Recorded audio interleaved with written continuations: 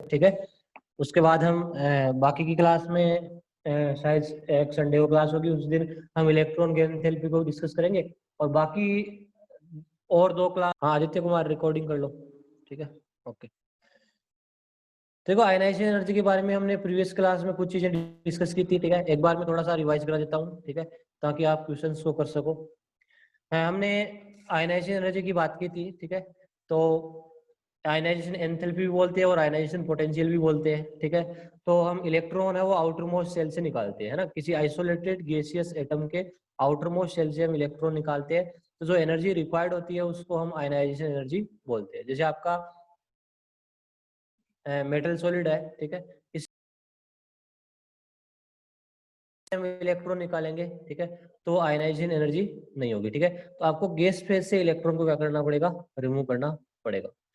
Ionization energy कौन कौन से फैक्टर पे डिपेंड करती है ना। तो आयनाइजेशन एनर्जी एक तो इफेक्टिव न्यूक्लियर चार्ज पे डिपेंड करती है, ठीक है।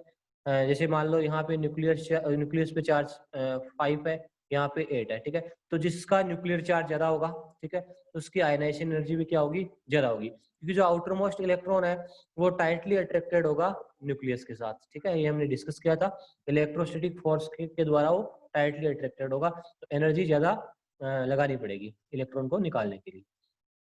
तो आयनाइजेशन एनर्जी तो जेड इफेक्टिव के डायरेक्टली प्रोपोर्शनल होती है, जितना ज्यादा न्यूक्लियर चार्ज होता है, ठीक है, उतनी आयनाइजेशन एनर्जी होगी, ठीक है। साइज ऑफ एटम की बात करें हम, ठीक है, तो यदि एटम की साइज बढ़ती है तो आयनाइजेशन एनर्जी क्या करती है, डिक्रीज होती है, ठीक है। एक यहाँ से इलेक्ट्रॉन निकालना है, एक यहाँ से इलेक्ट्रॉन निकालना है, ठीक है। तो यहाँ आपका जो आउटर मोस्ट इलेक्ट्रॉन है, यदि साइज बढ़ी है तो उसकी न्यूक्लियस से डिस्टेंस क्या हो जाती है, बढ़ जाती है, ठीक है। इलेक्ट्रॉन है वो इजीली रिमूव हो जाता है, आयनाइजेशन एनर्जी कम लगती है, ठीक है। तो आयनाइजेशन एनर्जी जो साइज है उसकी क्या होती है, इनवर्सली प्रोपोर्शनल, ठीक है। हम कह सकते हैं जो आयनाइजेशन एनर्जी है वो जेड इफेक्टिव के डायरेक्टली प्रोपोर्शनल और साइज के इनवर्सली प्रोपोर्शनल, ठीक है। आयनाइजेशन एनर्जी जितनी कम होगी मेटेलिक करेक्टर उतने भी क्या होंगे, ज्यादा होंगे, ठीक है। तो आयनाइजेशन एनर्जी और मेटेलिक करेक्टर इनवर्सली प्रोपोर्शनल होते हैं। जितनी लो आयनाइजेशन एनर्जी होगी मेटेलिक करेक्टर उतने ज्यादा आएंगे। उसके बाद हमने स्क्रीनिंग पावर के साथ रिलेशन बताया था, ठीक है। देखो इफेक्टिव न्यूक्लियर चार्ज का मतलब क्या है, देखो न्यूक्लियस पे चार्ज बढ़ेगा, ठीक है, तो फोर्स F इक्वल टू के Q1 Q2 upon R square, है ना। तो न्यूक्लियस का चार्ज बढ़ रहा है, आप देख लो, है ना। ये मान लो आपका Q1 है, ये Q2 है, ये Q1 है, ये Q2 है ना। तो आप Q1 की वैल्यू बढ़ाओगे, न्यूक्लियस पे चार्ज बढ़ाओगे, इलेक्ट्रोस्टैटिक फोर्स क्या आएगा, मोर आएगा, ठीक है। और अट्रैक्शन क्या होगा, ज्यादा होगा, तो इलेक्ट्रॉन डिफिकल्ट रिमूव होगा, ठीक है, ज्यादा एनर्जी देनी पड़ेगी। तो आयनाइजेशन एनर्जी न्यूक्लियर चार्ज के डायरेक्टली प्रोपोर्शनल। स्क्रीनिंग इफेक्ट की बात करें तो जब पुअर शिल्डिंग होती है तो अट्रैक्शन क्या होता है, बढ़ता है, तो आयनाइजेशन एनर्जी क्या हो जाएगी, बढ़ जाएगी अट्रैक्शन बढ़ने से। और जब पावरफुल शिल्डिंग होती है तो अट्रैक्शन क्या होता है, डिक्रीज होता है, तो आयनाइजेशन एनर्जी क्या हो जाएगी, डिक्रीज हो जाएगी, ठीक है। तो आयनाइजेशन एनर्जी है वो स्क्रीनिंग इफेक्ट की क्या होती है, इनवर्सली प्रोपोर्शनल होती है। पेनिट्रेशन पावर की बात करें, ठीक है, तो आयनाइजेशन एनर्जी होती है वो डायरेक्टली प्रोपोर्शनल होती है पेनिट्रेशन पावर के, ठीक है। जो ऑर्बिटल जितना ज्यादा नजदीक होगा न्यूक्लियस के साथ, ठीक है, उससे यदि आप इलेक्ट्रॉन को रिमूव करोगे तो आपको ज्यादा एनर्जी देनी पड़ेगी, ठीक है। पेनिट्रेशन पावर मैंने लास्ट क्लास में SPDF बताया था, ठीक है। S की पेनिट्रेशन पावर सबसे ज्यादा होती है, फिर P, फिर D और F, ठीक है। एग्जाम्पल यदि आप 3s से इलेक्ट्रॉन निकाल रहे हो, एक आप 3p से इलेक्ट्रॉन निकाल रहे हो, तो 3s है वो न्यूक्लियस के साथ ज्यादा टाइटली अट्रैक्टेड है, ठीक है, तो इसमें ज्यादा एनर्जी लगेगी। ये सब मैंने बता दिया था, एक बार रिवाइज करा रहा हूँ, ठीक है, ताकि आपको ध्यान रहे। उसके बाद इलेक्ट्रॉनिक कॉन्फ़िगरेशन पे भी आयनाइजेशन एनर्जी क्या होती है, डिपेंड करती है, ठीक है।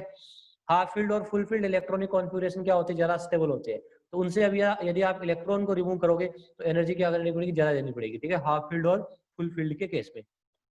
एग्जाम्पल आप नाइट्रोजन और ऑक्सीजन की आयनाइजेशन एनर्जी चेक करोगे, फर्स्ट आयनाइजेशन एनर्जी, तो होगा क्या, मतलब ऑक्सीजन की आयनाइजेशन एनर्जी क्या होनी चाहिए, वैसे ज्यादा होनी चाहिए। क्यों, क्योंकि ऑक्सीजन का न्यूक्लियर चार्ज क्या है, ज्यादा है, बट आयनाइजेशन एनर्जी किसकी ज्यादा होती है, नाइट्रोजन की ज्यादा होती है, बिकॉज नाइट्रोजन क्या होता है, हाफ फील्ड होता है। नाइट्रोजन क्या होता है, हाफ फील्ड होता है, इसका 2p3 होता है, तो फर्स्ट आयनाइजेशन एनर्जी नाइट्रोजन की ज्यादा होती है, ठीक है। लास्ट क्लास में हमने देख लिया था ये भी, है ना, ठीक है। हाफ फील्ड और फुल फील्ड कॉन्फ़िगरेशन की ज्यादा आयनाइजेशन एनर्जी होने के कारण नोबल गैसेज होती है, उनकी आयनाइजेशन एनर्जी क्या होती है, अपने रेस्पेक्टिव पीरियड में ज्यादा होती है, और वो इसलिए ऑलमोस्ट अनरिएक्टिव होती है, ठीक है। वो इलेक्ट्रॉन का लॉस नहीं करेगी तो उसकी रिएक्टिविटी भी क्या होगी, कम होगी। हीलियम है उसकी हाईएस्ट आयनाइजेशन एनर्जी होती है in the periodic table, and caesium की लोवेस्ट होती है, ठीक है। यदि आप फ्रेंसियम को कंसिडर ना करो, फ्रेंसियम आपका रेडियो एक्टिव है, तो आपका जो सीजीएम की आयनाइजेशन एनर्जी है वो लोवेस्ट है और हीलियम की क्या है, हाईएस्ट है, ठीक है। अब हम स्टार्ट करते हैं variation of ionisation energy along a group and a period, है ना। अलोंग ए ग्रुप और पीरियड की बात करें तो हम आयनाइजेशन एनर्जी का ऑर्डर देखते हैं। तो देखो ग्रुप पीरियड में क्या होता है, पीरियड में आप जब लेफ्ट टू राइट जाते हो तो साइज क्या होता है, डिक्रीज होता है। तो साइज डिक्रीज होने के कारण आयनाइजेशन एनर्जी क्या होती है, इंक्रीज होती है, ठीक है। तो on moving along a period ionisation energy increases due to increase in effective nuclear charge, ठीक है। इफेक्टिव न्यूक्लियर चार्ज बढ़ रहा है तो साइज क्या हो रहा है, डिक्रीज कर रहा है, और साइज डिक्रीज करने से आयनाइजेशन एनर्जी क्या होती है, इंक्रीज करती है, ठीक है। और मेटेलिक करेक्टर पीरियड में लेफ्ट टू राइट जाने पे क्या होते हैं, डिक्रीज होते हैं, और नॉन मेटेलिक करेक्टर क्या होते हैं, इंक्रीज होते हैं। अब ग्रुप की बात करें, ठीक है। तो ग्रुप में आपको पता ही है कि जब आप ग्रुप में टॉप टू बॉटम जाते हो तो आयनाइजेशन एनर्जी क्या होती है, डिक्रीज होती है, क्योंकि साइज बढ़ जाता है, ठीक है। इसके अलावा जो एक्सेप्शन है, ठीक है, उसकी बात करते हैं हम, ठीक है। कहाँ कहाँ एक्सेप्शन आ जाती है पीरियडिक टेबल में, उसकी बात करता हूँ, ठीक है। तो एक तो एक्सेप्शन 13 ग्रुप में आते हैं, एक्सेप्शन 14 ग्रुप में आते हैं, ठीक है।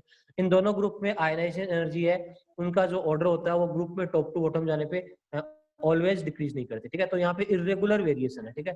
और जो एक्सेप्शन आते हैं वो एग्जाम में आ भी जाते हैं ना।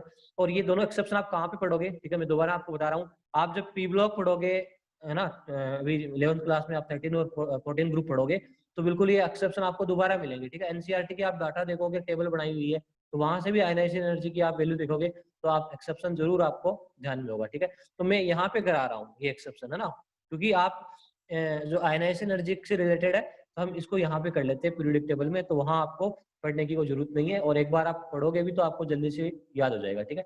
तो क्या एक्सेप्शन है, देखो देखो 13 ग्रुप में कौन से एलिमेंट आते हैं, boron, aluminium, gallium, indium, thallium, आते कि नहीं आते, ठीक है। मैंने 13 ग्रुप में जो एटॉमिक रेडियस है उसका ट्रेंड भी आपको पिछली क्लास में मैंने बताया था, ठीक है, जब मैं रेडियस के बारे में डिस्कस कर रहा था, ठीक है।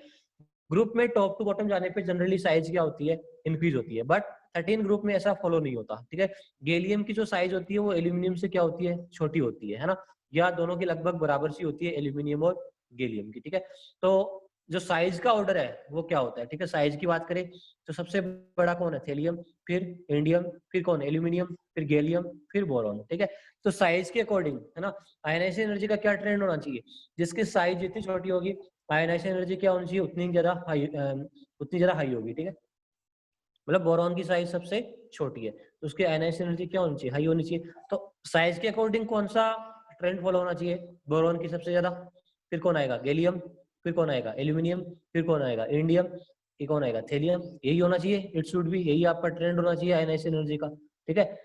मतलब साइज के अकॉर्डिंग देखोगे, देखो ये एटॉमिक रेडियस की वैल्यू भी लिखी हुई है, ठीक है, एक्सपेरिमेंट से, आपको रटना नहीं है ये सब, ठीक है। इस वैल्यू को देख लो, ट्रेंड ये होना चाहिए, ठीक है, बट ये नहीं होता, ठीक है। एक्चुअल ट्रेंड ये होता है, ठीक है, बिल्कुल। बोरॉन की सबसे ज्यादा, फिर आता है थेलियम, फिर आता है आपका गैलियम, फिर आता है एल्यूमिनियम, फिर आता है इंडियम, ठीक है। ये एक्सेप्शन है, इसको हम समझा नहीं सकते, ठीक है, कोई लॉजिक इसमें लगा नहीं सकते, ठीक है। तो ये आपको ध्यान ही रखना पड़ेगा, ठीक है।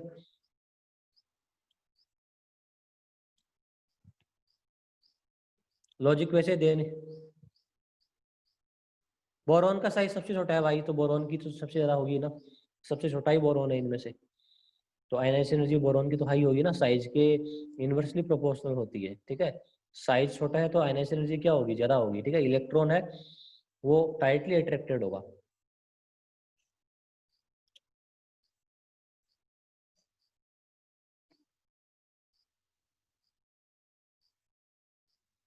अब देखो ये एक्सेप्शन थोड़ा हम थोड़ा ऐसे भी आप समझ सकते हो, ठीक है, मैं ना आपको बताऊं, है ना। जैसे हम शील्डिंग पावर के हिसाब से देखें तो शील्डिंग जब पूर होती है तो अट्रैक्शन क्या हो जाता है, बढ़ जाता है, तो आयनाइजेशन एनर्जी क्या हो जाती है, बढ़ जाती है, ठीक है। तो बोरॉन है उसकी आयनाइजेशन एनर्जी तो सबसे हाई है, ये इसका साइज बहुत छोटा है। थेलियम में बहुत ज्यादा पूर शील्डिंग होती है, ठीक है, एफ और डी इलेक्ट्रॉन की, तो फिर थेलियम आ जाता है। गैलियम में भी शील्डिंग होती है, 3D डी ऑर्बिटल कॉन्ट्रैक्शन काम करता है ना, उसके हिसाब से आप देख सकते हो। गैलियम के बाद एल्यूमिनियम आ जाएगा, फिर इंडियम आ जाएगा, ठीक है। थोड़ा बहुत इससे आप जरूर थोड़ा बहुत ध्यान में रख सकते हो, बट आपको ये याद ही करना पड़ेगा। और इसके लिए मैं ट्रिक भी बता देता हूँ कैसे याद करोगे आप, देखो ध्यान दो, ये वाला न्यूमेरिक पढ़ लेना, ठीक है। बी, देखो इसका फर्स्ट लेटर क्या है, बी, फिर टी, फिर जी, फिर ए, फिर आई, ठीक है, तो ऐसे याद कर लो। बट बीटी बीटी है ना, GAY GAI है ना, गई है ना, बट गई, ठीक है, इस तरह से याद कर लो इसको, है ना, BTGAI है ना, बट गई। इस न्यूमेरिक से आप इसको याद कर सकते हो हमेशा के लिए, या ऐसे याद कर लो बीटी मतलब बठिंडा गई, ठीक है, इस तरह से याद कर लो, है ना, ठीक है। तो ये 13 ग्रुप में और फिर 14 ग्रुप में आता है, ठीक है। 14 ग्रुप में देखो जो आयनाइजेशन एनर्जी का ट्रेंड क्या क्या होती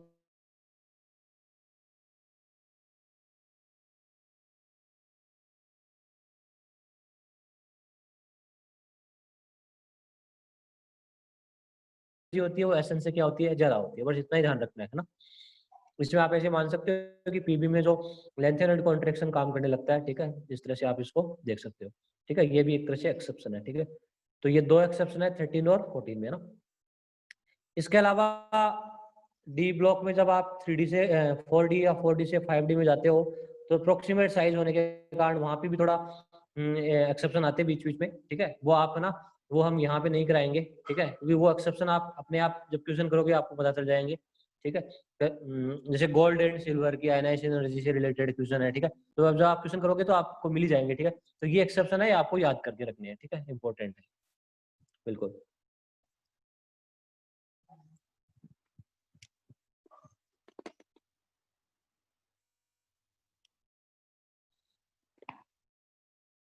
नेक्स्ट है सक्सेसिव आयनाइजेशन एनर्जी, ठीक है। ये क्या होती है सक्सेसिव आयनाइजेशन एनर्जी, ठीक है। जैसे आपको किसी मेटल गैस से या एलिमेंट की गैसियस फॉर्म से 3-4 इलेक्ट्रॉन रिमूव करने हैं, ठीक है, तो सारे इलेक्ट्रॉन एक साथ रिमूव नहीं होते, ठीक है।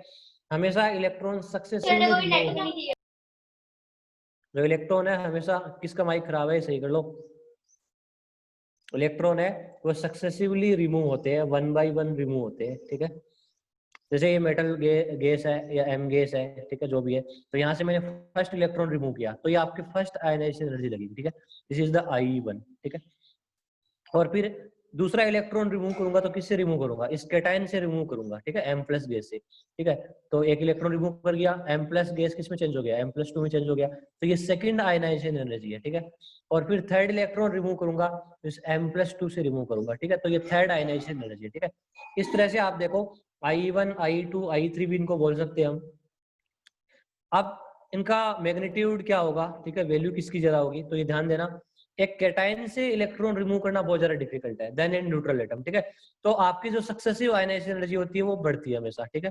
I3 सबसे ज्यादा होगी, फिर I2, फिर I1, ठीक है, ये हमेशा ध्यान रखना। यदि I4 आ जाए तो वो I3 से ही बड़ी होगी, ठीक है। तो सक्सेसिव आयनाइजेशन एनर्जी ऑलवेज क्या होती है, इंक्रीज करती है, बिकॉज कैटायन से इलेक्ट्रॉन रिमूव करना बहुत ज्यादा डिफिकल्ट होता है, ठीक है। कैटायन से इलेक्ट्रॉन रिमूव करेंगे तो बहुत ज्यादा डिफिकल्ट होगा। हाँ बोलो। सर हाँ sir successive ionisation energy repeat कर दो। हाँ कर दूंगा बिल्कुल। सक्सेसिव आयनाइजेशन एनर्जी का मतलब होता है 1 by 1, ठीक है। यदि हम इलेक्ट्रॉन रिमूव कर रहे हैं तो 1 by 1 रिमूव कर रहे हैं, ठीक है। जैसे आप सीढ़ी पे चढ़ते हो, पहले एक सीढ़ी पे, फिर दूसरी पे, फिर तीसरी से, ना, सक्सेसिवली चढ़ते हो। ऐसा तो नहीं 10 सीढ़ियां हैं ना, तो आप सीधा सीधा नीचे लोअर सीढ़ी से सीधा ऊपर चले जाओगे उड़ के, ठीक है। वैसे इलेक्ट्रॉन को रिमूव करना होता है, पहले फर्स्ट इलेक्ट्रॉन, फिर सेकंड, फिर थर्ड, ठीक है। तो फर्स्ट इलेक्ट्रॉन को रिमूव करने के लिए जो एनर्जी चाहिए होगी वो I1 होगी, फर्स्ट आयनाइजेशन एनर्जी, है ना। 1 का मतलब फर्स्ट आयनाइजेशन एनर्जी, फर्स्ट वाला इलेक्ट्रॉन रिमूव करने के लिए जो एनर्जी चाहिए वो फर्स्ट आयनाइजेशन एनर्जी, ठीक है। और यदि आप सेकंड वाला इलेक्ट्रॉन रिमूव करना है तो वो M+ गैस से जाएगा, ठीक है, तो वो सेकंड आयनाइजेशन एनर्जी, है ना। और थर्ड वाला रिमूव करना है तो M+2 गैस से जाएगा, तो वो थर्ड आयनाइजेशन एनर्जी, ठीक है। तो 1 by 1 इलेक्ट्रॉन रिमूव कर रहे हैं हम, ठीक है। बताओ I1 बड़ी होगी या I2, सबसे ज्यादा एनर्जी लगेगी कहाँ पे, देखो I2 है वो I1 से बड़ी होगी, बिकॉज कैटायन से इलेक्ट्रॉन रिमूव करना डिफिकल्ट होता है, क्यों, क्योंकि एक तो कैटायन बन रहा है, मतलब ऑलरेडी आपने इलेक्ट्रॉन रिमूव कर लिया, फिर आप और इलेक्ट्रॉन रिमूव कर रहे हो, ठीक है। तो वो डिफिकल्टली रिमूव होता है, क्योंकि एज ए आप इलेक्ट्रॉन ऑलरेडी रिमूव कर लिए तो रिपल्सिव फोर्स कम हो गया ऑलरेडी, ठीक है। अब आप और रिमूव कर रहे हो, ठीक है, तो अट्रैक्शन फोर्स बढ़ गया है, ठीक है, तो वो डिफिकल्ट रिमूव होगा, ठीक है। तो हमेशा ध्यान रखना है। तो I3 है वो I2 से बड़ी होगी और I2 है वो I1 से बड़ी होगी, ठीक है। तो ये है successive ionisation energy. Okay sir. अब कुछ एग्जांपल्स करते हैं हम, देखो। Arrange carbon, nitrogen, oxygen, fluorine according to second ionisation energy के हिसाब से इनको अरेंज करना, ठीक है। मैं कुछ स्टैंडर्ड एग्जांपल ले रहा हूँ, ठीक है, जिससे आप बाकी के भी बुक्स के क्वेश्चन सोल्व कर सको, ठीक है। कुछ हम स्टैंडर्ड प्रॉब्लम ले रहे हैं, देखो। इस तरह के क्वेश्चन आते हैं सेकेंड आयनाइजेशन एनर्जी का ट्रेंड पूछने के लिए, ठीक है। तो सेकेंड आयनाइजेशन एनर्जी का जब भी आपको ट्रेंड पूछता है तो आपको क्वेश्चन कैसे सोल्व करना है, ठीक है, ध्यान दे। सबसे पहले जो आपको जो एलिमेंट दिए हुए उनका कॉन्फ़िगरेशन लिख लो, लिख लिए। कार्बन का हीलियम 2s2 2p2, नाइट्रोजन का हीलियम 2s2 2p3, ऑक्सीजन का हीलियम 2s2 2p4 और फ्लोरीन का हीलियम 2s2 2p5। ये सबसे पहले इलेक्ट्रॉनिक कॉन्फ़िगरेशन आपने लिख लिया। अब आपको कौन सी एनर्जी की बात कर रहा है? सेकंड आयनाइजेशन एनर्जी, फर्स्ट की बात ही नहीं कर रहा, ठीक है। तो आपको सेकंड आयनाइजेशन एनर्जी देखनी है तो आप एक एक इलेक्ट्रॉन पहले से रिमूव कर दो, ठीक है। सब में से एक एक इलेक्ट्रॉन क्या कर दो, रिमूव कर दो, है ना। हमें सेकंड आयनाइजेशन एनर्जी देखनी है, ठीक है। तो कार्बन से आपने एक इलेक्ट्रॉन रिमूव कर दिया तो क्या हो गया, 2p1। फिर नाइट्रोजन का क्या हो गया, 2p2। तो सबसे मैंने एक एक इलेक्ट्रॉन रिमूव कर दिया पी से। अब ये देखो, ये इलेक्ट्रॉनिक कॉन्फ़िगरेशन आपका, ठीक है, बिल्कुल। अब यहाँ से बताओ सबसे ज्यादा सेकंड आयनाइजेशन एनर्जी किसकी होगी, है ना। आपने एक एक इलेक्ट्रॉन ऑलरेडी रिमूव कर दिया तो वो तो फर्स्ट में काम आ गया, पहला वाला इलेक्ट्रॉन तो फर्स्ट में काम आ गया, ठीक है। अब आप सेकंड देखने के लिए अब और रिमूव करोगे, ठीक है। बताओ किस में से इलेक्ट्रॉन रिमूव करने में ज्यादा एनर्जी लगेगी, ठीक है, आप देख सकते हो, ठीक है। किसमें से इलेक्ट्रॉन रिमूव करेगा तो ज्यादा एनर्जी लगेगी, ठीक है। किसमें ज्यादा लगेगी, ऐसा क्यों? क्योंकि ये क्या है, हाफ फील्ड है, ठीक है। ये देखो दोनों पास पास है ना। तो यहाँ पे न्यूक्लियर चार्ज है, यहाँ पे हाफ फील्ड है। जब पास पास होते हैं तो कौन डोमिनेट करता है?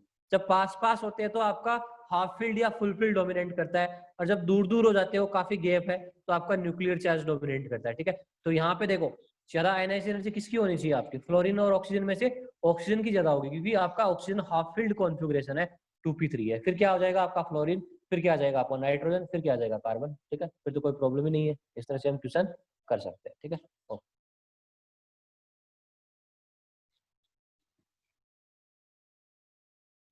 बोलो। हेलो हाँ, सर, अगर इन मतलब तीन आयोनाइजेशन एनर्जी में सम में ऑर्डर देखना हो तो कैसे देखेंगे? सब में ऑर्डर मतलब तीन आयोनाइजेशन एनर्जी लगा दी हमने इन चारों पे जो आपने हाँ एग्जांपल हाँ बताई है, तो उनमें हाँ। सम में ऑर्डर बताना हो कि इसका सम ज्यादा वो कहाँ से ऑर्डर क्वेश्चन देख लिया तूने? देखा था सर, बस उसमें गिवन थी, इसमें गिवन नहीं है। तो फिर तो वो तो तेरे, ऐसे तू कैसे देख सकता है? वो तो एक्सपेरिमेंट होता है ना, डिपेंड करता है वैल्यूज क्या है, तो ऐसे प्रिडिक्ट कैसे कर सकता ओके। है ना। ऐसे पता कैसे चलेगा? Okay sir, okay. Question number 2 देखो, है ना। अब देखो कुछ ऐसे क्वेश्चन भी आते हैं कई बार, ठीक है, जो बिल्कुल थोड़ा अलग है ना। जैसे ए, आपके पास एलिमेंट है ए और बी, है ना, दो एलिमेंट है ए और बी, ठीक है। बिल्कुल ए और बी दो अलग अलग एलिमेंट है, और उनकी आयनाइजेशन एनर्जी आपको दे रखी है, ठीक है। I1 I2 I3 I4, है ना, ये ऑलरेडी दे रखी है आपको, ठीक है। एक की कितनी दे रखी है, 15। I1 क्या है, 15। फिर I2 क्या है, 12, ठीक है। एक्चुअली में ये कम है ना, ये ज्यादा होनी चाहिए, ये थोड़ा रॉन्ग है, ठीक है, बिल्कुल। ये देख लेना, ये हाइपोथेटिकल ऐसे बनाया हुआ है, तो सेकंड ऑलवेज बड़ी होती है फर्स्ट से, है ना। तो ये थोड़ा हाई होना चाहिए, ठीक है, जो कि रॉन्ग है ना यहाँ पे। और I3 20 है, फिर ये 25 है, ठीक है। फिर बी एलिमेंट 12 18 22 17, ठीक है, ये भी कम दे रखी है, ठीक है, बिल्कुल, है ना। तो इस पे आप गौर मत करना, ठीक है, ये एक से हाइपोथेटिकल मैंने बनाया है एग्जाम्पल, ठीक है। तो मैंने थोड़ा एक कम ले लिया, ठीक है। तो ये एक्चुअली में ज्यादा होना चाहिए, ठीक है, वो कोई बात नहीं है, वो कोई फर्क नहीं पड़ता। हमें क्वेश्चन करना है, ठीक है। क्वेश्चन कैसे करना है, देखो क्वेश्चन में क्या पूछा हुआ है। आपसे पूछा है कि which is more stable, A+4 या B+4, ठीक है। ए और बी से जब आप A+4 और B+4 बनाओगे तो कौन सा ज्यादा स्टेबल है, ठीक है। और सेकंड में आपसे पूछा है कि A+2 ज्यादा स्टेबल है या B+2 ज्यादा स्टेबल है ना। फर्स्ट क्वेश्चन ये है ना। देखो ऐसे क्वेश्चन को कैसे करना है, ठीक है। बताओ जब ए से आप A+4 बनाओगे तो आपको क्या करना पड़ेगा, आपको 4 इलेक्ट्रॉन रिमूव करने पड़ेंगे कि नहीं करने पड़ेंगे? ऐसे यदि हमने A+4 बनाएंगे तो 4 इलेक्ट्रॉन रिमूव करने पड़ेंगे, है ना। तो 4 इलेक्ट्रॉन रिमूव करने के लिए कितनी आयनाइजेशन एनर्जी लगेगी, देखो I1 लगेगी, I2 लगेगी, I3 लगेगी, I4 लगेगी, इनका सबका सम कर लो, ठीक है। वैसे ही बी से B+4 बनाने के लिए आपको 4 इलेक्ट्रॉन निकालने पड़ेंगे, तो इन सबका सम कर लो, ठीक है। तो सम आ रहा है वो कितना कितना आ रहा है, देखो जब आप ए से A+4 बना रहे हो तो जो आयनाइजेशन एनर्जी का सम है वो कितना है, 72, ठीक है, ये वाला कर लो टोटल। और बी से यदि आप B+4 बना रहे हो तो आयनाइजेशन एनर्जी का सम कितना है, 69, है ना, ध्यान दो, ठीक है। अब यहाँ से हम क्वेश्चन को कर सकते हैं, ठीक है। अब देखो आपने ए से A+4 बनाया तो कितनी एनर्जी लगेगी, 72। आपने बी से B+4 बनाया तो एनर्जी कौन सी लगी, 69। इसका मतलब ए और बी में से ज्यादा स्टेबल कौन है, बताओ। ए और बी में से ज्यादा स्टेबल कौन है? आप कर सकते हो इसका एनालिसिस, ठीक है। कैसे? देखो, ए से A+4 बनाया तो एनर्जी क्या लगेगी? मोर, और बी से B+4 बनाया तो एनर्जी क्या लगेगी? लेस। इसका मतलब ए वाला ज्यादा स्टेबल था, है ना, ओवरऑल, क्योंकि इसमें एनर्जी क्या लगेगी? ज्यादा लग रही है ना। मतलब नेचर में वो सिस्टम ज्यादा स्पॉन्टेनियस होता है, ठीक है। नेचर में वो सिस्टम ज्यादा स्टेबल होता है ना, जिससे आप मतलब कुछ भी इसका चेंजेस करो, ठीक है। जैसे मान लो मैं एक आपको एग्जांपल बताता हूँ। जैसे मान लो आप एक रास्ते पे ए से बी जा रहे हो, ठीक है, सपोज करो, है ना। फिर मैं जा रहा हूँ ए से डी जा रहा हूँ, है ना। बिल्कुल, देखो, ए से बी जाने में आपको एनर्जी देनी पड़ रही है 20 कैलोरी मान लो, है ना। और ए से डी जाने में आप एनर्जी दे रही है 15 कैलोरी, है ना। तो इसका मतलब आप कौन सा पाथ चूज करोगे? आप ए से डी चूज करोगे? बिल्कुल करोगे कि नहीं करोगे, है ना। आप ए से डी चूज करोगे, है ना, ठीक है। बिल्कुल ये पाथ ही चूज करोगे, क्योंकि इसमें एनर्जी क्या लग रही है? कम लग रही है, बिल्कुल, है ना। ए से डी, जो डी है वो इजीली बन रहा है, जबकि बी है वो मुश्किल से बन रहा है, ठीक है। तो इस तरह से हम कर सकते हैं, ठीक है। जैसे मैं आप कोई और चीज ले लूँ, जैसे सी ले लूँ, है ना, सी से डी ले लूँ, ठीक है। अब आपसे पूछे कि ए से बी जाऊं तो 20 लग रही है, सी से डी जाऊं तो 15 लग रही है, और दोनों में से ज्यादा स्टेबल कौन है? आपका सी, जो ए है वो ज्यादा स्टेबल है। क्यों? क्योंकि ए से यदि बी बन रहा है तो आपको 20 देनी पड़ रही है ना, आपको ज्यादा एनर्जी देनी पड़ रही है ए को बी में कन्वर्ट करने के लिए, मतलब ए ज्यादा स्टेबल था। जो चीज स्टेबल होती है उसको यदि आप किसी दूसरी फॉर्म में चेंज करते हो तो आपको ज्यादा एनर्जी देनी पड़ती है, ठीक है। बिल्कुल। अब देखो, ए और बी में से ज्यादा स्टेबल कौन है? ए आपका ज्यादा स्टेबल है। अब देखो, ए ज्यादा स्टेबल है, ठीक है, बी से, इसका मतलब जो बनने वाला A+4 है वो B+4 से क्या होगा? लेस स्टेबल होगा, ठीक है। यही कंसेप्ट है, ज्यादा स्टेबल से क्या बनने वाला है? लेस स्टेबल ही बनने वाला है, ठीक है। हमेशा ध्यान रखो, यदि कोई चीज ज्यादा स्टेबल है वो कन्वर्ट हो रही है किसी दूसरी चीज में, मतलब वो लेस स्टेबल में जा रही है, ठीक है। मोर स्टेबल चीज है वो जब कन्वर्ट हो रही है दूसरे में, इसका मतलब वो लेस स्टेबल में जा रही है। यदि मोर स्टेबल है तो वो कन्वर्ट क्यों हो रही है, ठीक है, ये भी हमें ध्यान देना है, ठीक है। जो चीज ज्यादा स्टेबल हो वो दूसरी चीज में कन्वर्ट ही नहीं होना चाहिए, ठीक है। तो आपका जो B+4 है वो मोर स्टेबल होगा, और A+4 क्या है? लेस स्टेबल होगा। इस तरह से आप क्वेश्चन का आंसर दे सकते हो, ठीक है। हम रिलेटिवली कंपेरिजन कर रहे हैं इन दोनों की, ठीक है। आपका A+4 वो B+4 से मोर स्टेबल। दूसरा क्वेश्चन, ए से आपको A+2 बनाना है और बी से आपको B+2 बनाना है, ठीक है। तो 2 इलेक्ट्रॉन निकालने पड़ेंगे, ठीक है। तो दोनों आयनाइजेशन एनर्जी का सम कर दो, I1 + I2, है ना। तो इसकी I1 + I2 कितनी है? 27। इसकी I1 + I2 कितनी है? 30 है, हाँ। तो आप इस डाटा से देखो, इस डाटा से देखो, ए से यदि A+2 जा रहा है तो 27 लगी, बी से यदि आप B+2 जा रहे हैं तो 30 लगी। इसका मतलब अब की बार ज्यादा स्टेबल कौन होगा, ठीक है। अब की बार देखो, बी से B+2 बनाने में ज्यादा एनर्जी लग रही है, ठीक है। बी से B+2 बनाने में ज्यादा एनर्जी लग रही है, और ए से A+2 बनाने में कम एनर्जी लग रही है। इसका मतलब A+2 है वो ज्यादा स्टेबल होगा, ठीक है। बिल्कुल, A+2 है वो ज्यादा स्टेबल होगा। देखो, इसमें कंपैरिजन ए और बी में ज्यादा स्टेबल कौन है? ऐसे करो डायरेक्ट, ठीक है। ए और बी में कौन ज्यादा स्टेबल है? यहाँ 27 है, यहाँ पे 30 है, इसका मतलब बी ज्यादा स्टेबल है ना। बी में ज्यादा एनर्जी लग रही है बी इस क्वेश्चन में, ठीक है। अब बताओ, बी ज्यादा स्टेबल है तो आपका B+2 क्या होगा? लेस स्टेबल होगा, और A+2 क्या होगा? मोर स्टेबल होगा, ठीक है। इस तरह से कंपेयर करना है। हाँ, आदित्य कुमार बोलो। सर वो वाला समझ नहीं आया, जो लिखा है ए मोस्ट स्टेबल है फिर लिखा है कि बी मोस्ट स्टेबल है, B+4। सर वो वाली चीज समझ नहीं आई, +4 जैसे उसमें चेंज कैसे हो गया? अरे, ए से मैंने 4 इलेक्ट्रॉन निकाले हैं तो मैंने A+4 बनाया है, समझ गया। Yes sir. 4 इलेक्ट्रॉन रिमूव किया तो कितनी एनर्जी लगेगी? 72 लगेगी 4 इलेक्ट्रॉन को निकालने में, यस सर। लगी। और बी से B+4 बनाने में कितनी एनर्जी लगी? 69 लगी। Yes sir. अब बता, ए ज्यादा स्टेबल है या बी ज्यादा स्टेबल है? तेरा क्या कहना? सर अकेला ए के A+4?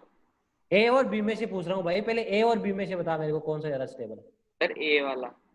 ए वाला, क्योंकि ए में एनर्जी ज्यादा लगी, लगी ना, यस सर। ठीक है। वो ज्यादा स्टेबल है तभी तो इसमें ज्यादा एनर्जी लगी। अब ए और बी में से ए ज्यादा स्टेबल है तो A+4 क्या होगा? लेस स्टेबल होगा। यदि ए ज्यादा स्टेबल है तो A+4 क्या होगा? लेस स्टेबल होगा, होगा कि नहीं होगा? Yes sir. जैसे मान ले तू ज्यादा स्टेबल है, ठीक है, सपोज कर, हाँ, और कोई दूसरा स्टूडेंट लेस स्टेबल है। Yes sir. जैसे मान ले तेरे पास ना 2 चीजें हैं, ठीक है, सपोज कर, 2 तेरे पास डब्बे पड़े हैं ना, मतलब एक का वजन बहुत ज्यादा है, एक का लेस वजन है, ठीक है, सपोज कर। तो जो ज्यादा वजन है, जो ज्यादा जिसका वेट है उसके लिए तो ज्यादा फोर्स लगाना पड़ेगा, यस सर। है ना। तो इसका मतलब ज्यादा वजन वाला वो ज्यादा स्टेबल है, बिल्कुल, है ना। और अब तू देखेगा, जिसका ज्यादा वेट है वो ज्यादा दूर नहीं जा पाएगा, जहां पे तेरे को पहुंचाना है वहां बिल्कुल जाने वाला नहीं है, क्योंकि उसका ज्यादा वेट है, यस। समझ गया। तो जो लेस्ट वेट वाला है वो अपनी डेस्टिनेशन पे इजीली पहुंच जाएगा, तो जो लेस्ट वेट वाला है, ठीक है, वो क्या हो जाएगा बाद में मोस्ट स्टेबल हो जाएगा, ठीक है। ऐसे इक्वेशन करने हैं। ओके वैसे इसमें आप देख लेना, ठीक है, सेम थिंग। एक क्वेश्चन और देखो, इसमें बी ऑप्शन ये दिया हुआ है, विच स्ट्रॉन्ग ऑक्सीडाइजिंग एजेंट, A+4 ज्यादा स्ट्रॉन्ग ऑक्सीडाइजिंग है या B+4? देखो ऑक्सीडाइजिंग एजेंट का मतलब क्या होता है, दूसरों का ऑक्सीडेशन करना और खुद का क्या करना, रिडक्शन करना, ठीक है, बिल्कुल। तो इसमें से ऐसा कौन सा एलिमेंट है जो अच्छे ऑक्सीडाइजिंग एजेंट की तरह काम करेगा, दूसरों का ऑक्सीडेशन करेगा और खुद का रिडक्शन करेगा, मतलब खुद इलेक्ट्रॉन गेन करेगा, मतलब जो खुद है वो +4 से लोअर स्टेट में आने की कोशिश करेगा। ऐसा कौन सा है जो +4 से लोअर स्टेट में आने की कोशिश करेगा, ठीक है। तो बिल्कुल सिंपल, लोअर स्टेट में कौन आना चाहेगा, जो लेस स्टेबल है। बताओ A+4 और B+4 में ज्यादा लेस स्टेबल कौन है, A+4। तो A+4 है ना, वो लेस स्टेबल है, तो वो A+3, A+2, A+1 में चेंज हो जाएगा इलेक्ट्रॉन गेन करके, ठीक है, बिल्कुल। A4 is less stable, so it is strong oxidising agent. जो लेस स्टेबल होते हैं वही किसी दूसरी फॉर्म में चेंज होना चाहेंगे, ठीक है। मतलब जो मोस्ट स्टेबल है वो किसी दूसरी फॉर्म में चेंज भी होना चाहेगा, ठीक है, वो तो स्टेबल है, ठीक है। इस तरह से क्वेश्चन आप कर सकते हो, ठीक है। ऐसे क्वेश्चन भी कई बार आ जाते हैं, ठीक है। उसके बाद एक क्वेश्चन और कराता हूं मैं, ठीक है, ऐसे क्वेश्चन भी आते हैं। क्वेश्चन नंबर 3 देखो, पढ़ो ध्यान से।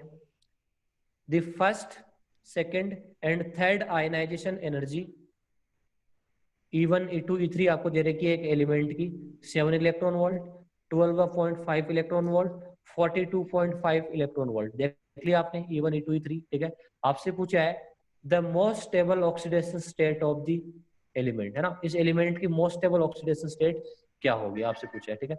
ये आयनाइजेशन एनर्जी आपको दे रखी है, ठीक है। तो देखो ऐसे क्वेश्चन कैसे करते हैं, आपको ऑक्सीडेशन स्टेट के बारे में पूछ ले, ये सब पूछ ले, ठीक है। तो देखो मैं आपको एक बताता हूँ इजीली, इसका मेथड क्या है। हाँ बिल्कुल, कईयों ने आंसर सही दिया। जैसे 7 है, एक की 12.5 है, एक की 42.5 है, ऐसे है, ठीक है। अब देखो ध्यान से, आपको देखना है कि देखो जंप देखना है, अचानक जंप कहाँ पे आ रहा है, हेवी है ना, बहुत ज्यादा हेवी जंप कहाँ पे आ गया, ठीक है। आप 7 से 12 आ गए, कोई ज्यादा डिफरेंस नहीं है, ठीक है। मतलब 7 और 12 में क्या डिफरेंस है, डबल से ही कम है ना, बिल्कुल। जब आप 12 से 42 जा रहे हैं, ठीक है, इसका मतलब वो ट्रिपल से ही ज्यादा हो रहा है ना, 12 2 जा 24, 24 + 12 36, है ना, तो ज्यादा हो रहा है इसका मतलब, ठीक है। मतलब यहाँ पे जंप बहुत ज्यादा तेज हुआ है, ठीक है, बिल्कुल। यहाँ पे गैप बहुत ज्यादा बढ़ गया है, इसका मतलब आपने जो सेकंड वाला इलेक्ट्रॉन है, जो थर्ड वाला इलेक्ट्रॉन है, वो क्या हुआ आपने मतलब बहुत ही मुश्किल से निकाला है। मतलब जैसे मैं कोई कॉन्फ़िगरेशन लिखूंगा ना, सपोज करो जैसे मैंने लिख दिया किसी एलिमेंट का 3s2, हाँ 3s2 लिख दिया, ठीक है, जैसे मैग्नीशियम अपना, ठीक है। मैग्नीशियम क्या होता है, नियोन 3s2, ठीक है। अब इसकी मैं आयनाइजेशन एनर्जी की बात करूं, देखो फर्स्ट आयनाइजेशन एनर्जी बिल्कुल कम होगी, है ना, कुछ ज्यादा डिफरेंस नहीं होगा, ठीक है। आराम से मैग्नीशियम मेटल तो इलेक्ट्रॉन लॉस कर देगा, ठीक है। और एस का कोई फुल फील्ड से भी कोई ज्यादा इतना रिलेशन नहीं है, ठीक है। एस और ये इसमें से इजीली बाहर आ जाएगा, या आउटर मोस्ट है, कोई दिक्कत नहीं है, ठीक है। तो पहला इलेक्ट्रॉन आ गया, ये क्या हो गया 3s1 हो गया, बिल्कुल, है ना। तो फर्स्ट आयनाइजेशन एनर्जी क्या होगी इसकी, 7 होगी। फिर सेकंड आयनाइजेशन एनर्जी में ये इलेक्ट्रॉन निकालना है, तो सेकंड क्या होती है, ऑलवेज बड़ी होती है, ठीक है। तो ये कितनी होगी 12.5। अब आपको थर्ड इलेक्ट्रॉन निकालना, वो कहाँ से निकालना है, नियोन से निकालना है। अब नोबल गैसेज के कॉन्फ़िगरेशन से आप इलेक्ट्रॉन निकालोगे तो क्या होगा, आयनाइजेशन एनर्जी तो बहुत ज्यादा लगेगी। इसका मतलब इसकी कितने इसकी ऑक्सीडेशन स्टेट हो सकती है, इसमें कितने वैलेंस इलेक्ट्रॉन है, 2 ही है ना। मतलब इसमें गैप बहुत ज्यादा आ रहा है थर्ड में, इसका मतलब इसमें वैलेंस इलेक्ट्रॉन कितने हैं, 2 ही है ना। तो उसकी ऑक्सीडेशन स्टेट क्या होगी, +2 होगी, ठीक है। क्या +3 हो सकती है इसकी, नहीं है ना, ये 2 ही इलेक्ट्रॉन बाहर आ सकते हैं, ठीक है। ऐसे क्वेश्चन आपको इस तरह से करने है ना, जहां पे ज्यादा गैप दिखाई दे, जैसे यहाँ पे गैप बहुत ज्यादा बढ़ गया, इसका मतलब ये पहले वाले कंसिडर कर लो, है ना। पहले वाले में कितने इलेक्ट्रॉन निकालने, 1 और 2, तो क्या हो जाएगी +2, ठीक है। इस तरह से एक क्वेश्चन और करो, देखते हैं आप कर पाओगे क्या। किसी किसी एलिमेंट की आयनाइजेशन एनर्जी आपको मैं दे रहा हूँ, आप उसकी ऑक्सीडेशन स्टेट या वैलेंसी बतानी है आपको, ठीक है, कितनी हो सकती है ऑक्सीडेशन स्टेट बतानी। 30, 45, 100, 220,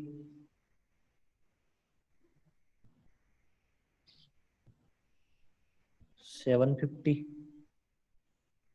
ठीक है, फिर 1000। बताओ कितनी हो सकती है, आंसर दो। बिल्कुल, है ना, जहाँ पे सडन जंप कहाँ पे आ रहा है, देखो यहाँ पे आ रहा है जंप लग रहा है, ठीक है, बिल्कुल, ठीक है, क्योंकि आपका 750 है वो इसके ट्रिपल से ही ज्यादा है ना, 220 का ट्रिपल ट्रिपल के लगभग है ना, लगभग इतना है, तो इसका मतलब इतने ही इलेक्ट्रॉन आप इजीली रिमूव कर सकते हो, ठीक है। इसके बाद आप इलेक्ट्रॉन बहुत ही मुश्किल से रिमूव करोगे, है ना, तो ऑक्सीडेशन स्टेट 4 हो जाएगी, ठीक है।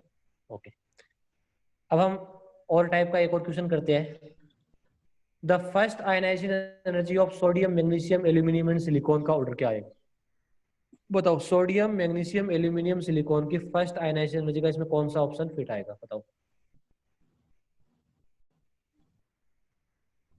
फर्स्ट आयनाइजेशन एनर्जी, है ना, ये एक ही पीरियड में आ रहे हैं बिल्कुल।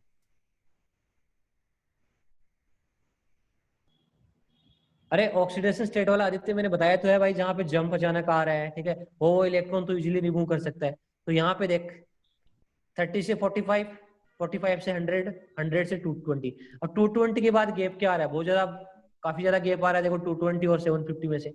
इसका मतलब यहाँ तक इसके बाद इलेक्ट्रॉन मुश्किल से रिमूव हो रहे हैं ये वाले, ठीक है। इसको तो आपको देखना ही नहीं है, ठीक है, पहले ये देखा ना, यहाँ पे देखो 220 से 750 जा रहा है, तो गैप क्या है, बहुत ज्यादा है ना। तो ये इसका ट्रिपल टाइम है, ठीक है। 220 और जो 750 है उनमें ये 220 को 3 में से मल्टीप्लाई करेगा तो जाके 750 आएगा। इसका ये वाला इलेक्ट्रॉन है, ठीक है, 220 के बाद इलेक्ट्रॉन मुश्किल रिमूव हो रहा है ना, बाकी तो इजी रिमूव हो रहे हैं। देखो ये आपकी फर्स्ट आयनाइजेशन एनर्जी, ये सेकंड, है ना। तो आयनाइजेशन एनर्जी क्या होती है, सक्सेसिवली बढ़ती है, ठीक है, हमेशा सक्सेसिवली बढ़ती है, इंक्रीज होती है, बट कहाँ पे ज्यादा इंक्रीज हो जाए, ठीक है, उसको हमें देख रहे हैं, ठीक है। तो यहाँ पे ये वाली ज्यादा इंक्रीज हो रही है यहाँ पे, ठीक है। इसका मतलब कितने इलेक्ट्रॉन होंगे इसमें, 1 2 3 4, ठीक है, तो 4 इलेक्ट्रॉन इजीली रिमूव हो जाएंगे, तो ऑक्सीडेशन स्टेट कितनी हो जाएगी, +4 हो जाएगी, ठीक है। Hello sir. हाँ बोलो। सर ये मतलब किसी पर्टिकुलर एलिमेंट का होता है कि आपने 4-5 एलिमेंट के लिखे थे ये आयनाइजेशन एनर्जी? अरे मैं एक पर्टिकुलर एलिमेंट की बात कर रहा हूँ, जैसे तेरे पास सपोज कर, इसी एग्जांपल को मैं देख रहा हूँ, जैसे मान लो सल्फर है, नियोन 3s2 3p4। अब इससे मैं इलेक्ट्रॉन रिमूव करूंगा, फर्स्ट वाला रिमूव हो जाएगा इजीली, कोई दिक्कत नहीं है ना। फर्स्ट वाला रिमूव करेगा तो क्या कॉन्फिगरेशन आ जाएगा, 3p3, ठीक है, फिर क्या आ जाएगा 3p2, फिर क्या आ जाएगा 3p1, फिर क्या आ जाएगा 3p1 के बाद क्या आया, ये 3s2 आया, है ना। अब ये फुलफिल्ड आ गया, इसका मतलब जैसे इसमें से ये फुलफिल्ड रिमूव होगा, ठीक है। अब इसमें 6 इलेक्ट्रॉन तो इजीली रिमूव कर सकते हैं, जैसे लास्ट वाला रिमूव करेगा तो उसमें ज्यादा गैप आएगा, ठीक है। इससे पर्टिकुलर एलिमेंट में एक एक इलेक्ट्रॉन रिमूव करके आयनाइजेशन एनर्जी लिखती है, ठीक है। और आपको बताना है कि इसकी ऑक्सीडेशन स्टेट क्या होगी, तो जहां पे ज्यादा गैप दिखाई दे उससे पहले पहले काउंट कर लेना, ठीक है। हाँ, इसका क्या आंसर होगा, सोडियम, मैग्नीशियम, एल्यूमिनियम, सिलिकॉन, ठीक है। इसका ऑप्शन होगा बी ऑप्शन, राइट ऑप्शन होगा, ठीक है। कैसे देखो, ठीक है, ये भी आपको थोड़ा समझा देता हूं मैं।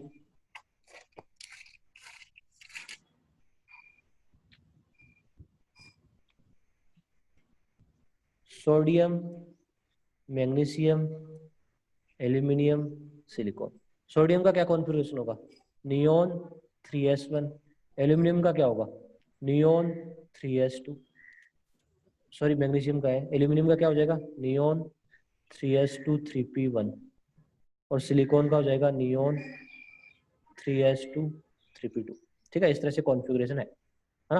और तो सबसे ज्यादा एनर्जी एनर्जी किसकी होनी चाहिए, ठीक है, बिल्कुल सबसे ज्यादा तो सिलिकॉन की होगी, क्योंकि न्यूक्लियर चार्ज इसका ज्यादा है। ये मैग्नीशियम फुलफिल्ड है, बट ये सिलिकॉन से काफी पीछे है ना, बिल्कुल। यहाँ होता मैग्नीशियम तो बिल्कुल हम मैग्नीशियम की जगह कर देते, ठीक है। तो आपका सिलिकॉन की एनर्जी सबसे ज्यादा है, क्योंकि उसका न्यूक्लियर चार्ज बिल्कुल ज्यादा है। आप मैग्नीशियम और एल्यूमिनियम में कंपेयर करो, देखो 3p1 है, 3s2 है, तो यहाँ से एनर्जी ज्यादा लगेगी, ठीक है, क्योंकि ये फुलफिल्ड हो गया आपका, ठीक है। तो आपके एल्यूमिनियम की जो फर्स्ट आयनाइजेशन एनर्जी है वो मैग्नीशियम से क्या होगी, लो होगी, ठीक है। एल्यूमिनियम की ज्यादा नहीं होगी, ठीक है। न्यूक्लियर चार्ज एल्यूमिनियम का ज्यादा है, बट मैग्नीशियम क्या फुलफिल्ड है, ठीक है। फिर सोडियम और मैग्नीशियम में मैग्नीशियम की ज्यादा हो जाएगी, ठीक है। तो सिंपल सा है, इस तरह से कर लो आप, ठीक है।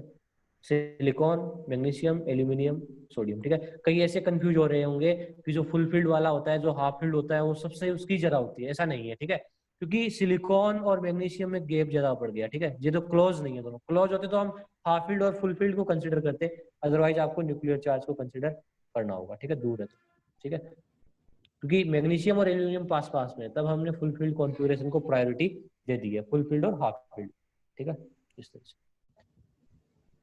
ये क्वेश्चन करते हैं, आज का लास्ट क्वेश्चन है, ठीक है, ये करो आप। Consider the following ionisation step. M gas से एम प्लस गैस बन रहा है, डेल्टा एच है 100। एम गैस से M plus two gas directly बना रहा हूं मैं इधर 2 इलेक्ट्रॉन निकाल के, तो डेल्टा एच है 250। तो select the statement I1 I2, ठीक है, ये सब बताओ क्या होगा।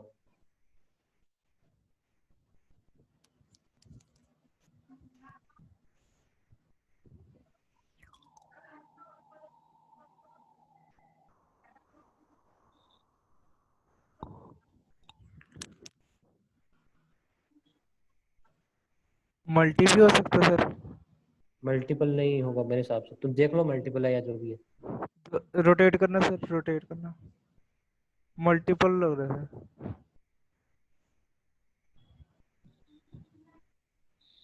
निकालो, सब निकालो, सिंपल सा है, इतना इतना क्यों टाइम लगा रहे हो।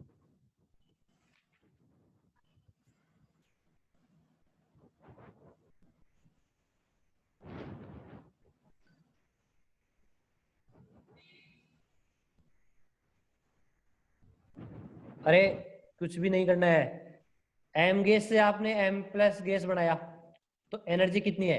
अब यहाँ आयनाइजेशन एनर्जी लिखना जरूरी थोड़ी है। डेल्टा एच का मतलब क्या होता है, एंथैल्पी होता है, एनर्जी होता है, ठीक है, वो 100 है। इसका मतलब फर्स्ट आयनाइजेशन एनर्जी आपकी एम गैस की कितनी आ गई, 100 आ गई, है ना। फर्स्ट आयनाइजेशन की एनर्जी कितनी होगी, 100 आ गई।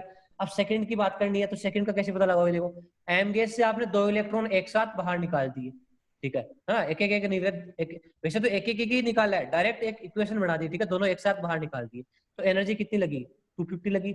इसका मतलब ये 250 कौन कौन सी एनर्जी इसमें इंक्लूडेड है, इसमें फर्स्ट आयनाइजेशन एनर्जी भी इंक्लूडेड है और सेकंड भी है ना, आपने 2 इलेक्ट्रॉन निकाला, ठीक है। तो ये क्या चीज है, ये I1 प्लस I2 है, ये I1 प्लस I2 दोनों का सम है, बिल्कुल, है ना, ये I1 और I2 दोनों का सम है ना। तो आपने I1 तो पहले निकाल लिया, कितनी है 100। अब I2 कितनी हो जाएगी, 250 माइनस 100 कितनी हो जाएगी, 150। तो देखो I1 ऑफ M गैस 100 है, बिल्कुल सही है, ठीक है।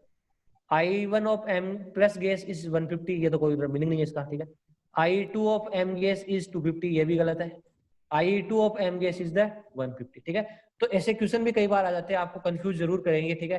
देखो सिंपल सी चीज है, जैसे मान लो आपने M गैस है, ठीक है, इससे आपने एक इलेक्ट्रॉन निकाल दिया, ठीक है, तो ये क्या होगी, फर्स्ट आयनाइजेशन एनर्जी होगी, बिल्कुल। और कितनी गिवन आपको, डेल्टा एच की वैल्यू कितनी है, 100 है। इसका मतलब फर्स्ट तो आ गई आपकी 100 इलेक्ट्रॉन वोल्ट आ गई। अब ऐसे इक्वेशन में लिख दिया एम गैस से डायरेक्ट ऐसे लिख दिया M+2, ठीक है, फिर 2 इलेक्ट्रॉन। अब देखो 2 इलेक्ट्रॉन निकाल दिए ना, इसका मतलब एक एक करके निकाला होगा, तो इसमें कौन कौन सी आयनाइजेशन एनर्जी लगी, I1 भी लगी और I2 भी लगी, ठीक है। उन दोनों का सम कितना आपका 250, तो I1 आपका 100 है, तो I2 आपका 150 हो जाएगा, ठीक है। इस तरह से क्वेश्चन आ सकते हैं ना, जरूरी नहीं है 2 इलेक्ट्रॉन निकाले 3 भी निकाल दे, ठीक है, तो भी आपको पूछ लेगी है ना क्या सम है ना। यदि आपको I1 I2 गिवन है तो आप थर्ड आयनाइजेशन एनर्जी भी निकाल सकते हो, ठीक है। तो ऐसे क्वेश्चन भी कई बार कॉमन होते हैं, ठीक है, इनको भी आप देख लो, ठीक है। तो ये आयनाइजेशन एनर्जी हमने डिटेल में डिस्कस किया है पूरा अच्छी तरह से, है ना। जैसे हमने एटॉमिक रेडियस भी डिटेल में डिस्कस किया था, अब हमने आयनाइजेशन एनर्जी को भी डिटेल में डिस्कस किया है। इसके बाद हम जो थर्ड पीरियोडिक प्रॉपर्टी है वो है इलेक्ट्रॉन गैर एंथैल्पी, उसको भी हम डिटेल में डिस्कस करेंगे, ठीक है, आगे या सैटरडे को या संडे को इनमें से देखेंगे, ठीक है, उसको भी हम डिटेल में डिस्कशन करेंगे ना। जितने भी एक्सेप्शन है वो आपके सामने लाए जाएंगे, ठीक है, बिल्कुल। और फिर इलेक्ट्रोनेगेटिविटी भी है ना काफी इंपॉर्टेंट है, वहां से आपको क्या क्या क्वेश्चन बन सकते हैं उनको भी हम डिटेल में डिस्कस करेंगे, ठीक है। जब आप इतने सारे अच्छे से कर लोगे फिर आप इजीली आप कोई भी बुक है वो सोल्व कर सकते हो, ठीक है, इनऑर्गेनिक की, है ना। तो अब हमने आज की क्लास के लिए बस इतना ही, है ना, ठीक है। और ये वीडियो आदित्य कुमार सेव कर लेना, ठीक है, और सेव करके मेरे को सेंड कर देना, ठीक है। और